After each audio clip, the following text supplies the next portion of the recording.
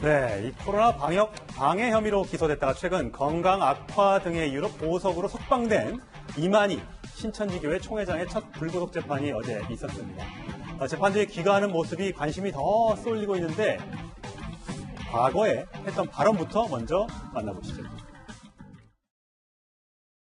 우리적인 것은 아니지만 많은 감염자가 나왔습니다. 그래도 최선의 노력을 했습니다.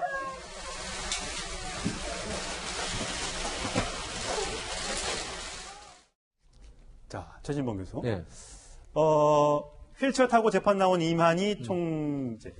자택 앞에 도착하더니 일어섰다. 이런 내용입니다. 일단 8월 달에 구속 기소가 됐다가 9월 달쯤에서 이제 보석 신청을 했고 지난달에 이제 보석 인용 결정이 나서 석방이 됐는데 법원에 재판을 받으러 들어갈 때는 휠체어에 모자도 쓰고 휠체어에 앉아서 들어갔는데 집에 귀가하는 모습이 언론에 포착이 됐는데 그 사진이 지금 논란이 되고 있다는 그렇습니다. 지금 말씀하신 것처럼 사실은 보석이 허가된 이유 중에 하나가 혼자 거동이 불편하다. 이렇게 보석을 신청을 했거든요. 고령이기 때문에 89세입니다. 지금. 그러다 보니까 혼자 거동이 힘들구나 이렇게 생각을 했었는데 그 보석의 이유와 다르게 집에 들어갈 때는 저렇게 멀쩡히 서서 가니 언론들이 저 부분을 문제를 삼고 있는 겁니다. 보석을 받기 위해서 거짓말한 게 아니냐. 뭐 기적이 일어났다 이런 얘기도 하고 있고요. 무슨 뭐 하나님의 은혜냐 뭐 이런 얘기까지 나오고 있는 건데 물론 이만희 그 총회장 측에서는 이건 다 악의적인 기사다 그렇게 얘기를 하고 있고요. 저런 기사에 대해서도 본인들은 뭐 도저히 동의할 수 없다. 이거는 언론들이 너무 편파적으로 보도하고 있다 이렇게 얘기하고 있다는 것도 제가 전해드리고요. 지금 지팡이는 짚고 현관문을 들어가는 모습이 보여지고 있습니다. 거동이 완전히 편안한 거 보이지는 않습니다만 옆에 있는 주변 사람들이 저렇게 깍듯이 인사를 하고 저런 모습들이 아직도 이만희 총회장이 건재하다는 모습을 보여준다라는 측면에서 많은 사람들이 이제 논란의 발언들을 하고 있는 것 같습니다. 네. 우리 국민들이 워낙 저런 모습 많이 봐서 그렇습니다. 과거에 왜? 그 검찰 조사 바로 나올 때는 뭐 닝거 꽂고 그다음에 휠체어 타고 거의 뭐 운신할 수 없을 정도로 하다가 끝나고 나서 그냥 걸어서 가는 분들을 이제 많이 봐왔기 때문에 이런 부분에서 사실은 이제 신뢰를 못하는 거예요. 이 사실 보석 같은 경우도 보면 이게 여러 가지 이제 법원에서 어떤 검사를 하고 이 진단서를 받고 해서 이제 결정을 하는데. 사실은 어떤 면에서 그동안 보석하는 많은 분들이 정말 이분은 곧 돌아가실 것 같다. 이렇게 했는데도 나오면 거의 뭐 건강하게 다니신 분도 있기 때문에 그에 대한 불신감 때문에 이제 비롯된 건데 물론 뭐 지금 이만희 총회장 측에서는 잠시 이제 부축을 받아서 일어섰는데 벌떡 일어난 건 아니다라고 해명은 하고 있지만 과연 그러면 법원에서 보석을 해줄 때 정말 이 사람의 건강 상태를 제대로 정말 철저히 파악했는가? 문제는 이제 이만희 총회장도 나이가 원래 거의 90 가까이 됩니다. 그만큼 이제 어려운 상황이기 때문에 뭐 저는 그렇다고 이해는 하지만 그러나 또 한편에 이런 모습을 보면서 국민들은 이건 법원의 보석 자체가 이게 지금 제대로 파악하는 것인지 이분에 또한 불신도 있는 것이죠. 보석금도 사실 뭐 1억인가 굉장히 큰 돈을 냈잖아요. 그러니까 돈이 있으면 감옥에 안 가도 되고 그렇지 않은 사람들만 계속 감옥에서 고통을 겪어야 되느냐 이런 비판이 있는 거거든요. 저는 검찰에서 이런 것에 대해 가지고 또 법원에서 이런 것에 상당히 이제 의학적인 판단을 정확히 받아가지고 집행을 했으면 좋겠다라는 생각을 하는 것이 과거에도 이제 그 식물인간 상태라 그래가지고 형이 집행이 정지됐던 사람이 의사 출신 검사가 가가지고 상태를 살폈더니만은 아니란 게 드러나가지고 일어나십시오 했더니만 일어났던 그런 상황이 있었거든요. 전 이런 것처럼 앞으로 이런 어쨌든 일종의 국민들이 바라보기엔 특혜라고 할 수 있는 부분이 적용될 때는 확실한 의학적 판단을 거친 다음에 그 의사가 본인의 의학적 소신과 그리고 명예를 걸고 이렇게 한 사안에 대해서 사법부가 판단을 내렸으면 좋겠다 이런 생각입니다. 자, 왜냐면 왜 이게 관심이 있느냐면 저희가 코로나 3차 대유행을 겪고 있다는 지금 우려가 나오고 있지 않습니까? 첫 번째 1차 대유행의 근원지가 신천지의 한 신도가 퍼뜨렸다는 그 얘기 때문이었습니다. 오늘도 저 확진자가 200명대, 나흘째 200명대를 기록하고 있어서 코로나 위험 등급을 1.5단계로 올렸습니다.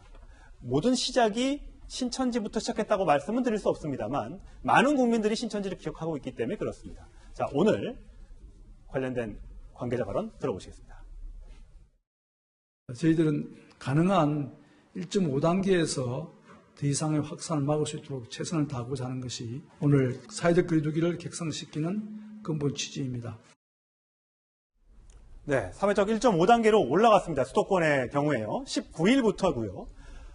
1단계와 1.5단계의 잠깐 차이를 그래픽으로 준비했으니까 여러분들 읽어보시면 좋을 것 같고요. 일단 기본적으로 결혼식장, 장례식장 4제곱미터당 1명. 지금 결혼하려고 이번 주말에 날 받아놓은 신혼부부들은 굉장히 날벼락 같은 얘기가 될 수 있을 것 같습니다. 참 이런 일이 안 일어났으면 좋겠습니다만 4일 내내 이렇게 200명대를 유지하다 보니까 고육지책인 것 같습니다. 그러니까 사실 정부에서 방역에 좀 느슨해졌던 건 아니냐 그런 비판을 좀 피하기가 어렵고요. 가장 큰 차이점으로 이제 클럽 등 유흥시설에서 뭐 춤추기나 좌석 이동이 금지되니까 예. 웬만한 유흥시설 다 영업 정지 상태에 들어갈 못 간다고 거라고 봐야겠죠. 보고, 노래방 같은 경우도 정말 이 업주분들이 많이 고통을 받다가 겨우 영업을 재개했잖아요. 하지만 그 안에서 이제 음식물 섭취가 불가능해집니다.